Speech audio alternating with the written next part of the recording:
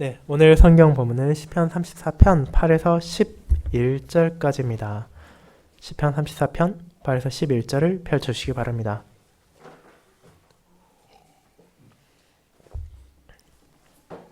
하나님의 말씀 낭독하겠습니다.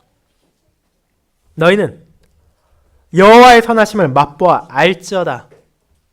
그에게 피한 자는 복이 있도다. 너희 성도들아, 여호와를 경외하라. 그를 경외하는 자에게는 부족함이 없도다. 젊은 사자는 궁핍하여 줄일지라도 여호와를 찾는 자는 모든 좋은 것에 부족함이 없으리로다. 너희 자녀들아, 와서 내 말을 들으라. 내가 여호와를 경외하는 법을 너희에게 가르치리로다. 아멘.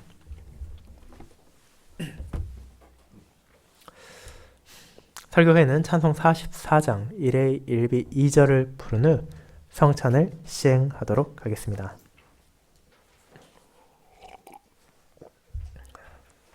사랑하는 주 예수 그리스도 안에는 형제 자매님들, 여러분은 백문이 불여일견 100번 설명하는 것보다 한 번 보는 것이 낫다는 말을 종종 들어본 적이 있을 것입니다. 그리고 이는 실제로 대부분의 사람들에게 적용되는 사실이기도 합니다. 우리가 아무리 맛있는 음식을 먹고 아름다운 장면을 보았다 하더라도 그것을 다른 사람들에게 설명하는 순간 그 감동은 퇴색되고 내가 느낀 감정이 온전히 전해지기 힘들기 때문입니다. 결국 그것을 전하는 최선의 방법은 그 사람으로 하여금 그 음식을 맛보게 하고 그 장소에 가서 직접 그것을 보게 하는 것입니다. 그것이야말로 내가 느낀 아름다움을 대상에게 전하는 가장 좋은 방식입니다. 그렇다면 오늘 우리는 무엇을 맛보고 알게 됩니까? 저와 여러분은 다시 한번 주님의 식탁으로 나아가는 은혜로운 시간을 함께 할 것입니다. 그리고 그 거룩한 성례를 통해 우리는 주님께서 베푸신 떡과 포도주를 먹고 마시며 그분의 선하심을 알고 그분을 찾으며 그분을 경외해야 하는 이유를 깨닫게 될 것입니다. 그리고 이것은 시편 34편을 통해 다윗이 우리에게 전하는 바이기도 하고 또 그 시편을 넘어 또 모든 성경이 우리에게 선포하는 복음이기도 합니다. 그런데 왜 그것이 우리가 육신으로 직접 경험하는 것이, 즉 우리 눈으로 보고 또 우리의 손으로 잡고 우리의 입으로 먹고 맛보도록 주어져야 합니까? 그것은 본질적으로 매주일 선포되는 복음 설교와 동일하게 그리스도를 가리키고 있지 않습니까? 물론 그렇습니다.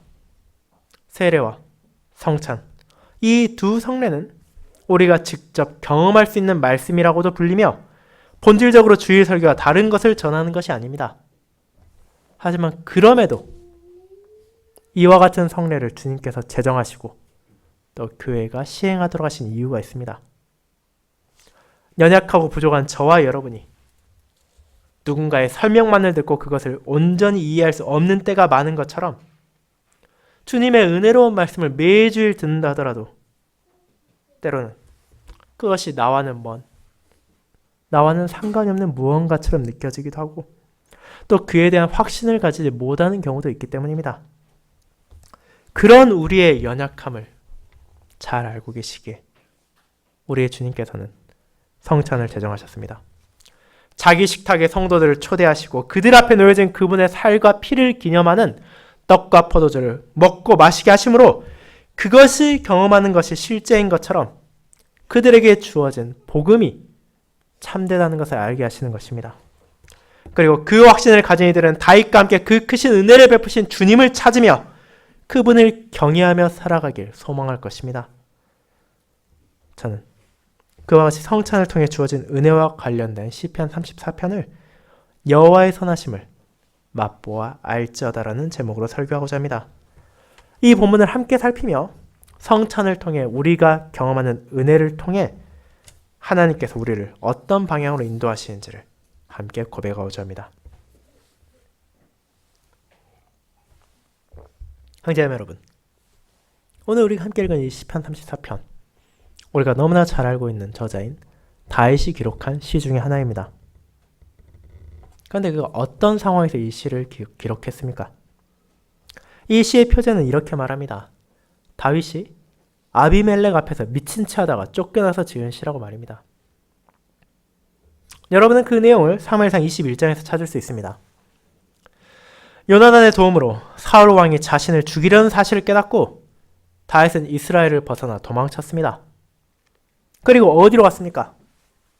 아비멜렉이라고도 불리는 가드왕 아기스에게 향했습니다.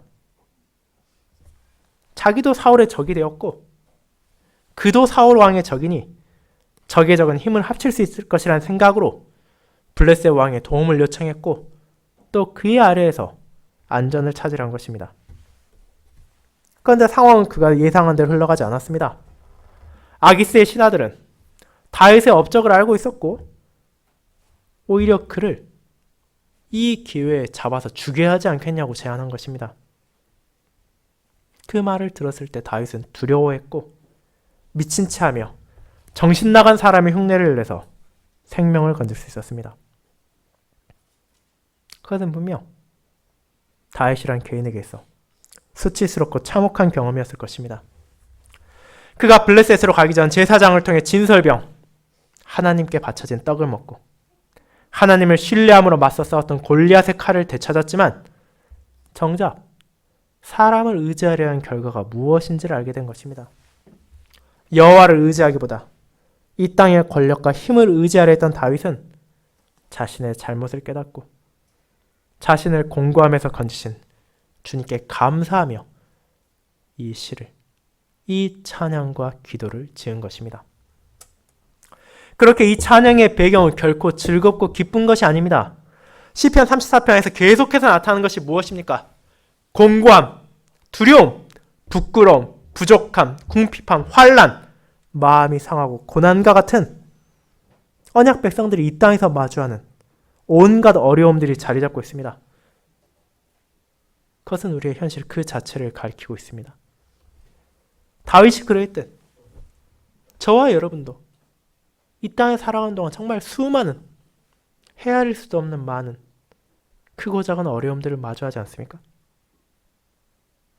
그렇다면 다윗이 우리와 같이 그런 많은 어려움들을 겪었고 그런 상황에서 이 시를 썼다면 이것이 그저 좌절하며 하나님을 원망하는 시입니까?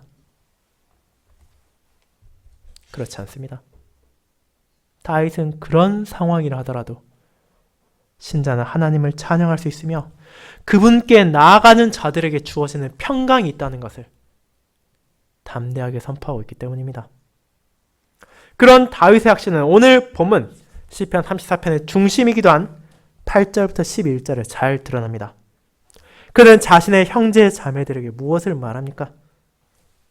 여호와의 선하심을 맛보아 알라고 선언합니다. 원문의 의미대로 직역하자면 여호와의 선하심을 먹고 또 보라는 뜻이기도 합니다. 물론 다윗이 여기에 선포하는 것은 실제로 우리가 여호와의 선하심을 우리가 음식을 먹는 것처럼 직접 잡아서 입으로 먹고 또 볼 수 있다는 것은 아닙니다. 그의 시를 함께 부를 성도들은 이것이 그분의 선하심을 경험하라는 표현임을 잘 알고 있습니다. 그는 자신의 경험, 하나님의 돌보심으로 생명을 건진 이 놀라움을 말하며 그분의 선하심을 자신이 맛보았음을 표현하고 있습니다. 그는 그분의 자비를 경험했습니다. 그분의 손길이 아니라면 다윗이 어떻게 살아남을 수 있었겠습니까? 자신을 죽이려고 하는 사울과 아기스라는 두 명의 왕의 영토에서 탈출할 방법도 찾지 못하고 그래서 비참히 죽었을 것입니다. 그러나 그는 자신의 수치와 낮아짐 안에서 주님의 손길을 바라볼 수 있었습니다. 세상이 아니라 그분을 찾을 때 부족함이 없을 것이며 그분 안에서 참된 복을 누릴 수 있다는 것을 경험했습니다. 그렇게 이제 다윗은 그 경험을 자신만의 것에서 멈추는 것이 아니라 이제 모든 성도들을 함께 초대하며 이 선하심을 경험하자고 노래하는 것입니다. 신자가 여호와를 높이며 찬양할 수 있는 것은 그분의 선하심을 맛보아 알기 때문이고 그분께서 주신 복이, 그분의 은혜가 우리의 평생에 함께하기 때문입니다. 그렇게 이는 다윗만이 아니라 온 세대의 성도들이 함께 고백할 수 있는 아름다운 진리이기도 합니다. 그리고 다윗은 그렇게 주님의 선하심을 맛보기 위해 필요한 두 가지를 말합니다. 그것은 10절과 11절에 나옵니다. 여호와를 찾는 것, 여호와를 경외하는 것. 그것이 바로 이 두 가지입니다. 이 두 주제는 이 시편 전체에서 나타납니다. 그렇다면 여호와를 찾는다는 것은 무엇입니까? 우리가 무언가를 찾을 때 그것이 실제한다는 것을 믿고 그것이 내게 도움이 된다는 것을 알고 있다는 것입니다. 그렇게 우리가 여호와를 찾는다는 것은 여호와 하나님께서 진실로 우리의 하나님이시라는 것을 믿고 그분께서 나를 도우실 수 있다는 것을 확신하며 나의 기쁨의 순간에도 나의 슬픔의 순간에도 그분을 의지하고 그분께 피하는 것입니다. 사울이나 아기스와 같은 세상의 왕들에게서 자기의 안전을 찾는 것이 아니라 여호와께서 나의 피난처를 주실 수 있다는 것을 믿으며 그분께서 나를 선하게 인도하신다는 것을 붙잡는 삶을 증거하는 것입니다. 그리고 그런 사람은 자연히 여호와를 경외하게 될 것입니다.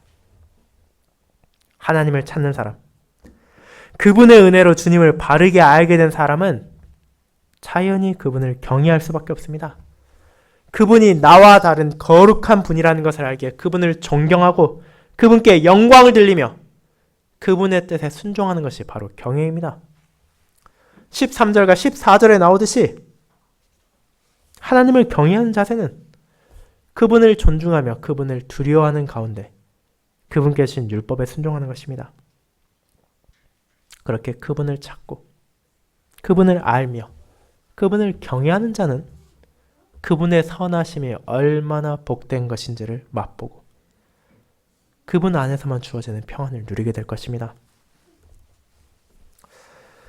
사랑하는 형제자매 여러분, 그렇게 다윗의 이 시는 성찬을 앞둔 저와 여러분에게도 반드시 필요한 기도입니다. 다윗이 그러했고 우리의 많은 믿음의 선조들이 그러했으며 예수님께서 그러하셨듯이 이 땅에서 살아간다는 것은 온갖 고난과 역경을 끝없이 마주해야 한다는 것이기도 합니다. 그것은 죄와 비참으로 가득한 세상 가운데 살아가는 모든 존재의 현실입니다. 하지만 우리에게 무엇이 있습니까? 그 어떤 상황에서도 피할 수 있는 피난처가 있습니다. 그 환난에서 우리를 구원해 주실 분이 있습니다. 우리의 얼굴을 부끄럽게 하지 않으시고 우리를 두려움에서 건져주시는 분이 있습니다. 그분이 바로 우리가 자랑하고 우리가 찬양하는 인자가 광대하시며 공의가 변하지 않으시는 우리의 주님 하나님이십니다. 그분을 찾고 그분을 경외하는 그분의 자녀들은 하나님의 선하심 안에서 인내하며 그분의 인도 안에서 죄와 싸우고 그분의 자비 안에서 내게 주어진 영원한 약속을 바라봅니다. 그리고 그 놀라운 복음을 우리는 주님의 식탁을 통해 맛보며 다시금 확신하게 될 것입니다. 성찬의 탁자에 올려진 떡과 포도주, 우리가 먹고 마실 성례의 요소들은 나를 위해 죽으신 그리스도의 희생제사를 가리키고 있습니다. 우리는 믿음 안에서 영적으로 그분의 살과 피를 먹고 마시며 그 모든 경험이 확실한 것처럼 내가 떡과 포도주를 지금 손으로 받아 입으로 먹고 마시는 것처럼 그분께서 매주일 내게 선포하신 복음의 말씀들을 분명히 믿을 수 있다는 것을 깨닫게 됩니다. 성령 하나님께서는 이 주의 만찬을 사용하심으로 우리의 믿음을 자라나게 하시며 그 믿음 안에서 우리가 더욱더 여호와를 찾고 여호와를 경외하며 그분께 피하도록 하십니다.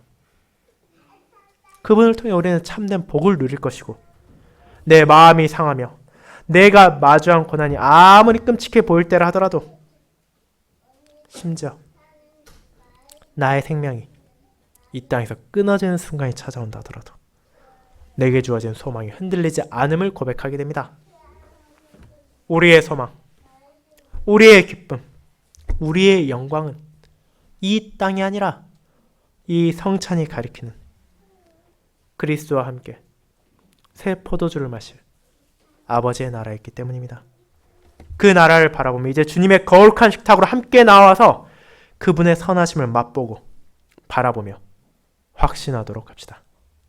아멘.